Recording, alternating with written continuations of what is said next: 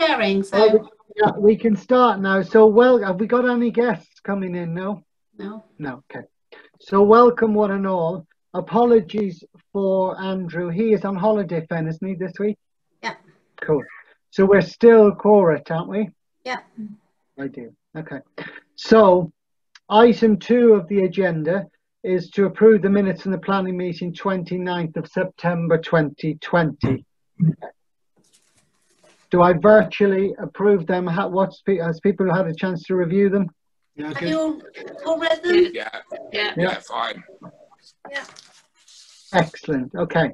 To discuss any matters arising from the minutes of the planning meeting 29th of September. Was there any matters that came out of that were arising?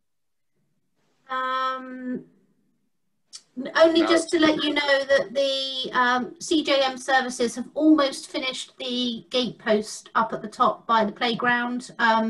They had to let the brickwork and cement settle before they reinstalled the gate, and the dog poop bin post is being sorted this week. So that's Steve and I are dealing with the ferrets and rabbits.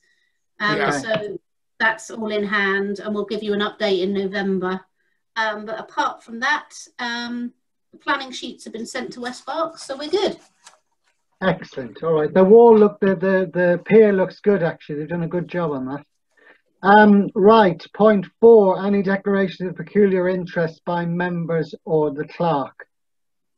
Nope. No. Okay. To receive comments and questions from members of the public. Is there anybody here? No. Yeah. Okay. Right, so point 6, to approve the use of the playground field for Compton Explorer Scouts meetings. Now, Fen, is this what they've been using it for already? No, so that was Compton Rainbows. All rainbows, okay. Yep, so the Scouts saw the rainbows using our playground and got jealous and said we would love to use that as well. So I said I need to bring that to full council for approval. They have got their own insurance in place, and they've got a number of risk assessments for various activities which they've sent me. So all their paperwork is completely in order. So if you are all happy to allow them to use the space as the rainbows and Fit a Mother does, then they would be really grateful. Yeah, I have no issue. No issue with that. All in favour? Right. Yeah. All in favour, yeah. Thank you. Okay, point 7, to approve the purchase of a monitoring keyboard for the clerk as per recommendations from the DSE assessment. Yeah. So you've sent us an email about this, Ben, haven't you?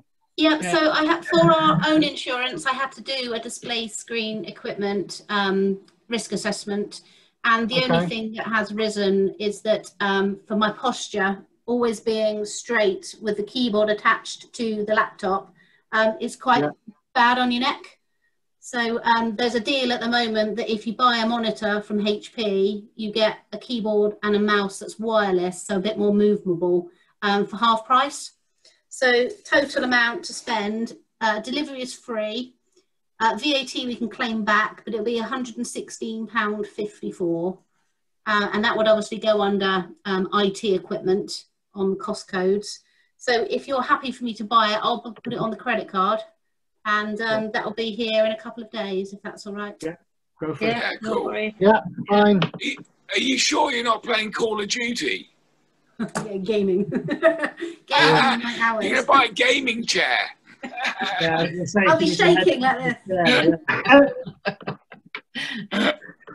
Which is good. Right, Ben, so that's all approved. So that's good. Point 8, to consider the purchase of new play equipment using the money raised from the Good Exchange on double matched funding day. So we have, is it 4 quotes now, Ben? We do have 4 quotes, yes. Okay. So just to give you a bit of background, currently in our playground earmark reserve is 15,562.86. We need to keep £150 in there because we've got an annual player inspection that legally has to take place in January. So I don't want to empty that pot. So we have £15,412.86 to play with. Now, the best quote that came in so far was Sovereign at 13,600. But we have had one in today from PlaySource. Now, they provided the train and the carriages at the playgrounds. They already know us. Like for like product, 13,329. Brenda and I have had a little chat about this. The other people don't think we need to supply any safety surfacing at the bottom of this equipment. Okay, their spec sheets say if it's going to be installed on well-maintained grass, safety surfacing isn't a requirement. PlaySource are saying we need to install grass matting safety surface, which we've already got up there. It's underneath the Nest rotator. And their price, it includes that. Okay. My perspective, in terms of your proper officer, is I would feel happier knowing that there is some safety surfacing underneath this equipment. Yeah, true. Yeah. Okay. So with that, it kind of eliminates Red Lynch and Sovereign, because the safety surfacing isn't built into their quotes. So I would be inclined to want to legally steer you towards the PlaySource quote, because it's in budget and includes safety surfacing. Okay. Yeah. Let's go with that then. Yeah. Sounds good. Yeah. It's a like for like. I mean, they're all much the same muchness, these things. They're sort of 4 anchor points that go up into a peak, and the peak is 5 meters high. And then in between the 4 struts are lots of cables and networks of ropes, and the children can climb inside it, outside it, and it provides sort of risk and challenge, which is really good for their development. So it's a really excellent piece of kit. I have got one tiny sort of spec thing I need to talk to you about. Sovereign and Red Lynch will be installing the anchor points, which are rope and sort of metal constructions directly into the ground. Okay, and then they bury it and the grass lies over the top. PlaySource are offering that, but there is a risk there of ongoing maintenance that could get expensive, because it's going to be basically metal in wet ground, which will corrode and rust over time and require some additional maintenance. So they provided us the option to buy some boxes, metal boxes that are dug into the ground, and then it means that the main construction of the equipment isn't exposed to any elements, so there's less maintenance to do. And actually, if I share my screen, I can show you a picture of the box. Can you see that? Oh yeah. Yeah. Yeah, so, I see it. So all of this area here will all be just in the ground, up against the soil. And of course, if anything needs to be repaired, they have to dig and then replace the soil. But with this, they put a lid over the top of here and then safety matting over the top of here. Yeah, that's good. Which I think in the long run will be less for us in terms of maintenance. But that is an additional £1,288. Well, that seems quite expensive, to be fair. I mean, we could just dig a hole, put a load of postcrete in, and put a metal ring on it. If we strapped for cash, we could do that. That would be cheaper for us. That is a good point, actually, Ken. That is a good point, Stephen. Yeah, because anything that is exposed coming out of the ground, if there's any wear and tear required, we can work above ground to do it, rather than having to. We would never have to go into the ground to fix it. Yeah, I mean, we could dig a 2 foot by 2 foot pit, postcrete it in, and put a ring there, and they can attach everything to that.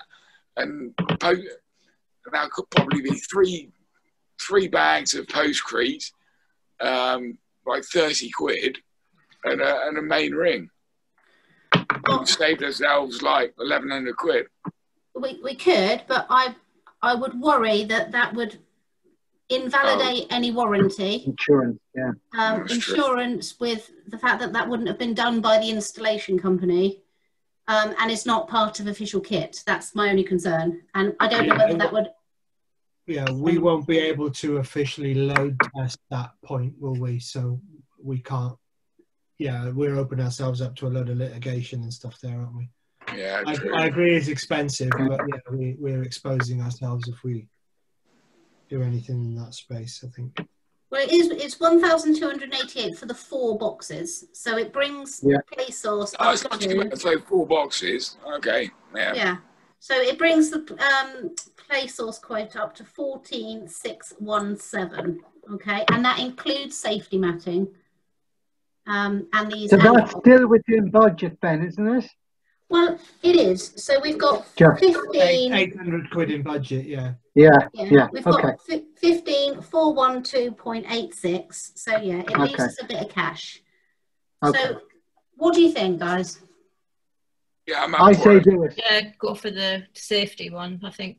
Yeah. Are we all in favour of play source at 14,617? Excellent. Yeah. Yeah. Yeah. Okay. Can I bring us to the zip wire very quickly? So you know the zip wire has been out of action for a long time. Yeah. We have had the guys that have just fixed the posts up at the playground have done a quote to fix it, and to get it up and running again, it's going to cost £2,480. Okay.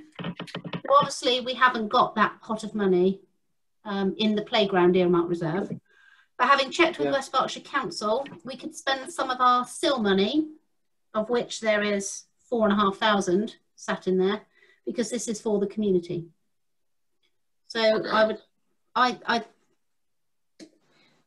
like to propose that you have a think about spending that money and getting the playground completely done and dusted. And then all we've ever got to pay for is annual inspection and the odd bit of maintenance in the future. Yeah, I'm up for that. It's done and dusted, and we don't have to. We can move revisit. Yeah. Plus, quick question: the 8. Are we saying? So Mike's right. If we've £800 left over, is that after we've taken out the annual inspection fee from that earmark reserve? I've left that already. So hang on, 15,412.86. Take away 14,617.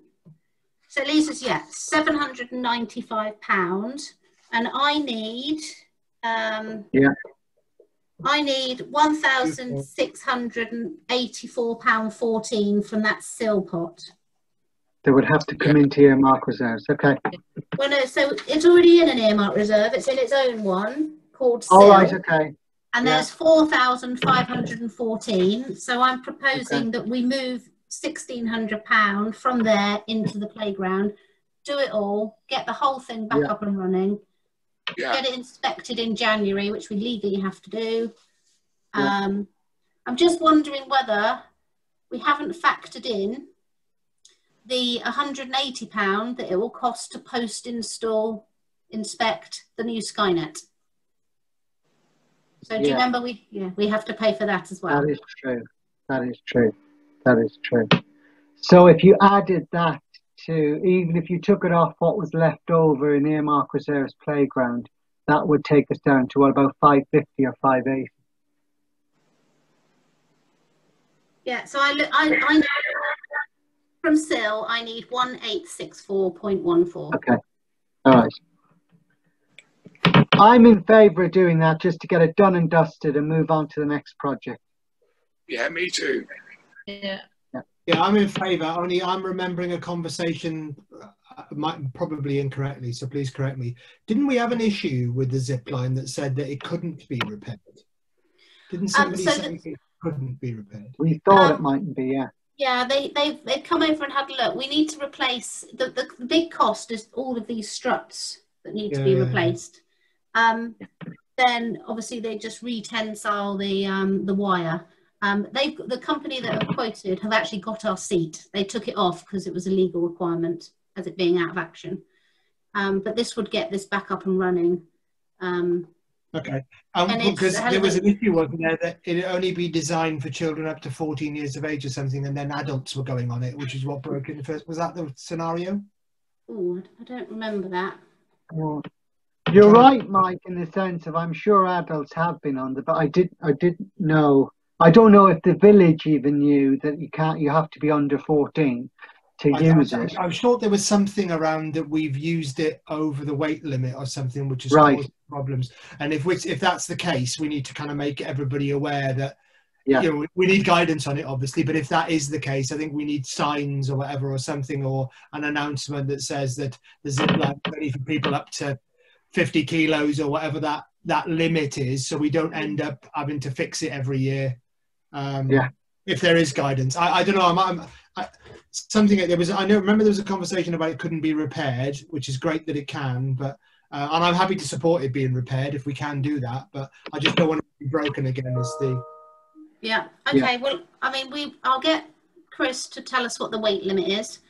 We can make and laminate a sign to stick up there, and we can let people know in the communicator, in the social media pages, that there is a weight limit. But it's so tempting. They do it in Hampstead Norreys. It's just there, winking at you, and you want to get on it. So, but it'll be great if it can work again. I'm not paying extra to have it wink at me. No, I know. I've just got one thing. We haven't planned or budgeted anything for Mo. We were going to do... Well, no. So a tree, I think I did it on email, didn't I? And said, have our tree. Yes, and I was actually, it's a good point. I was just waiting on what the cost it would be to get a plaque, a basic plaque to put up there. But I don't think the cost of that, according to, because the FIPs within the school, so the parent-teacher committee, they are already doing a lot of this within the school, and the price is pretty cheap to actually get a plaque put together for that. But that is a good point. We were looking at a tree for Mo. I've been offered some free trees. I think Andrew was going to find out what her favourite was. Yeah. What Bob's favourite was. Yeah. Yeah. Shall we... we know we've got earmarked reserves. Yeah. You know, that could come... I don't know what you want to do. Whether you want that to... Well, I think let's wait on that point, because it's a community engagement. It's been a philanthropic activity from her perspective as a villager, which has been fantastically received. So it's something that we can do as a community back to her to remember Bob for the village-wide, not just link it as much to the playground. It's a village-wide community engagement project, which is fantastic. So we can talk to Andrew separately about that and work out what does Mo want, and then put that on the agenda for the next meeting to say, right, we've now got this feedback, and push it through. Okay, where's the money going to come from? Where is the money going to come from? So we would need to look in the several different pots. We would, but the idea was that it was going to come from this playground pot, which is now going to be empty, apart from 200 or 300 for the annual inspection. What is the cost of a tree and a plaque? We know. Well, I've got I've been offered a free tree. Yeah, that's good. Now we want to buy a nice one. Yeah. I can't envisage it's going to be a serious amount of money. So you've got that. We could say now, right, we're going to put aside out of that fund, put more aside and leave it in there for the tree and the plaque, and take more out of SIL. So you're just dotting the I's and crossing the T's. So instead of asking for 1,800 quid, we might say we need to ask for £2,000 from SIL and move it to earmark, or to pay for the zip wire. Yeah. Well, when's the best time to plant a tree? Yeah. Okay, so we'll get a bare root tree. We can plant it in February or whatever, but you buy a bare root, decent sized one, depending on what type it is. I would say 250 to 300 would get us a decent sized one. So I'd budget for that. Sort of, like, if it's not going to be put in till next year, I mean, I don't know. What about next year's money? You know, when that comes in, use that instead of this year's money, worrying about it. Yeah. Yeah, well, is that April though? That's April, Yeah. A bit too late. We want to buy and put it in, because the bare root stuff ends kind of February, March. Yeah, okay. Right. Then my thinking on this is, let's ring fence. I mean, you're speculatively forecasting, but ring fence £400 and add that to the money that is going to be left over in earmark reserves playground, plus the annual inspection fee of 180. So what's that? 580 we want to have left in the account to sit there, including the 180 for the post-installation inspection. Okay, right. So all we're doing is we're asking for more out of the SIL fund to be moved over for the zip wire. Really? Yeah.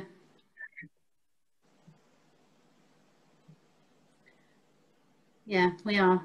400 plus 150 plus 180. So we need 730 to be sat in playground EMR, don't we? Yeah. Okay. So then the gap from SIL to pay for the zip wire, what would that be then, do you think? So we are looking at, so it was 2470, wasn't it? 2480. I think we're going to be taking about 2.5 out of SIL. Okay. And we've got 4.5 in there at the moment. 4.5, yeah. 4.5. Then we've got the Baptist Church money coming to us whenever that comes. Yeah. And then we've got, which I don't think would be massive, I believe then you were saying Ian Wilson's SIL money will be due to us as well. Yeah. So we can top that pot back up. Yes, okay, fine, all right. Well, I see no issue in spending 2,500 out of SIL when we consider what additional SIL money will come in to top that account back up. Within the next 3 to 4 months, I would have thought that would come to us. Yeah, well, when I spoke to Simon Barlow at West Berks, he could see on the records that we have some money owing. He couldn't give me figures. Okay. It's showing that we are owed some money. Okay, all right. Okay. So yeah, I'm proposing 2,500. I've no issues with that. Yeah, cool. Yeah. Mike, all in favour? Yeah, all good. Thank you. Okay, one quick one. I thought all of you have agreed for me to do a quick VAT recovery plan. I'm just wondering, should I wait until we've paid PlaySource for the new Skynet and then claim all of that VAT back? Because obviously there's going to be VAT of 2,500. So should we get this invoice paid and then I'll claim all of that VAT back, which is going to be about 7.5, 8. Yeah. Sounds good, yeah. Yeah. I just want to try and get that in this financial year because it will be all classified as income. Okay, that sounds good. Okay. So where are we now? Further questions or comments from members of the public? Have we any? No. There's no public. No. I've got something I want to say. So basically, I know we've got all our generators and all that kind of stuff. Now, I think we really do need to get some big jerry cans and fill them up with fuel. We can store them in the container. It's just that if we have an emergency where we need to use them, let's say the A34 is shut, no one's going to get out of the village to go and get fuel to use those generators. So we actually do need to have a stock of fuel, not a huge amount, but to use those generators, we actually need to have some. So I do agree. There are issues with our insurance in terms of storing fuel, and in a container is not ideal, even though it's a metal jerry can in a metal container. We have store them somewhere else in the village, but we do need to have an amount of fuel, otherwise they're useless. Well, we have written draft 1 of the community action plan, and within that draft we've got a meeting, our first meeting as a team coming up hopefully soon, before in November. But the plan is one of the volunteers will be assigned fuel monitor, and their job is at the onset of an emergency, they go and get fuel and bring it back to the village. Yeah, but the thing is, we actually need somewhere stored in the village. Whether it's in a shed at the allotment, I don't mind, but we can't have nothing, because the whole point of having those devices, having those jennies, is to use them. So but by the time we've got them to our site, our muster point, and then when we've got it all out, that person will be back from Courage petrol station already. The other question I have here is that, I mean, we may not be able to put this type of fuel into the generators, but there are worst case scenario, if we were really up against it, can we not go to the people like Ian Wilson, who will have fuel stored for his equipment? The same with your man down the road, Maxted, will have he must have containers that he has for his fuel. Yeah, well, exactly. We need to have something which is in the village with fuel in a barn or whatever. We can't expect to be able to go to a petrol station, and that's my point. Is we can't expect to go somewhere to get it. We should have it within the village confines. So I think we've got a couple of options here. Is that if we do have people like Maxted, Ian Wilson, etc., that have proper fuel tanks within the village boundary that they're using for that type of stuff, then we could potentially pay them to keep a reserve of fuel for us. Yeah, definitely. And then we could go and dispense it into our cans and move it. But I think if we put cans inside of our own facility or get people to put it in their garages and stuff, I think it starts to become quite dangerous. Whereas if we just say we'll buy 50 litres of fuel from you, Ian, and 50 litres from you, John, at this price, and then you agree that you will dispense that to us when we go into an emergency scenario, and then we can we've got that. And I think that would be a better way of approaching it if they've got like approved insurance and all that kind of stuff and things. That might be a way of doing. I'm not sure that John Maxton will allow us to do it because of the nature of the individual, but I know that Ian probably would. I mean, I've got quite a good relationship with John and Sez, so I could approach them on it if you want me to. Well, Mike, should we add that to the agenda for the volunteer meeting when we have it? Yeah, and see what people think, and then investigate where best. Because I'm quite concerned about storing it in anything that we own. Because I think that puts us at massive risk. And to start asking people, randoms to store it in their garage is again a risk. So I'd feel better with was in the place of safety. Yeah. Okay. That's a good idea, actually.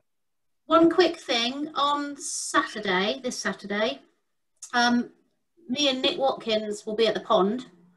In the pond, actually. We're doing some investigative work to find out how deep it is, kind of around the perimeter, to look at the possibility of manually removing the reeds before winter comes. Okay, so if you wonder what's happening at the pond, it's me and Nick on a paddleboard with a spade,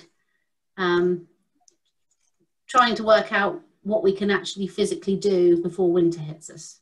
Okay, and we'll report back our findings to you on the 10th of November. Okay. Excellent. Yeah. Ben, have we all the quotes in? 10 o'clock. Sorry, Brendan. I was saying, have we got all of the quotes in for the pond? Yes. For a separate conversation? We have. Okay, good. So we can discuss that next meeting. Okay, cool. Well, we have discussed it and we can't afford it. Oh, it was done at the last meeting. Oh, right. Okay, yeah. Yeah. So this is a remedial works prior to potentially bigger project later on, but we need to see if it's physically possible for a regular human to stand in the pond and dig out reeds. So we're going in on a paddleboard to see if we can work out the depth. Fine. Okay. So are we looking at whether we could hire our own machinery and remove reeds with machinery ourselves? Possibly, but we're taking a spade to see just how easy it is to dig out the reeds. We've had a look on YouTube and found some ideas, and it may be that it can be done with people and a skip. Okay. So, but we'll give you. Nick will give you a full report, and Nick's going to be there in case I fall in. Good. Because it's going to be a bit cold. Tell Nick if it's not on video, it didn't happen. I know, true. I might have to do it for our YouTube channel. Exactly, yeah. Bit of PC comedy.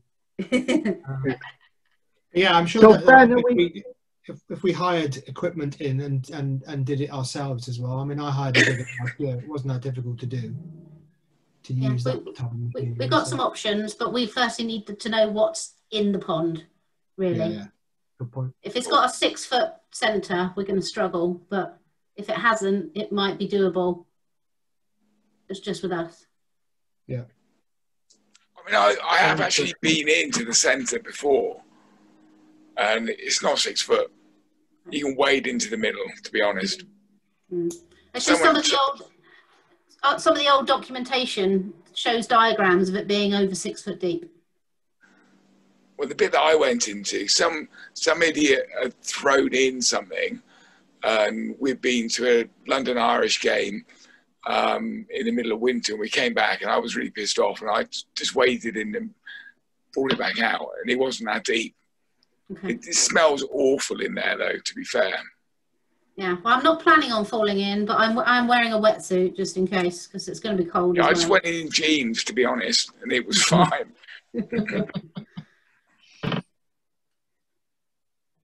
So, Fen, are we good to we're all done? Good to close the meeting? Yeah, I think tomorrow I will place the play source order. Magic. Well done. That's amazing. Yeah. All done and dusted. Thank you. Cool. Have a good evening. Yeah. Right. Have a good evening. See you later. Thank you all. Cheers. Bye. Bye.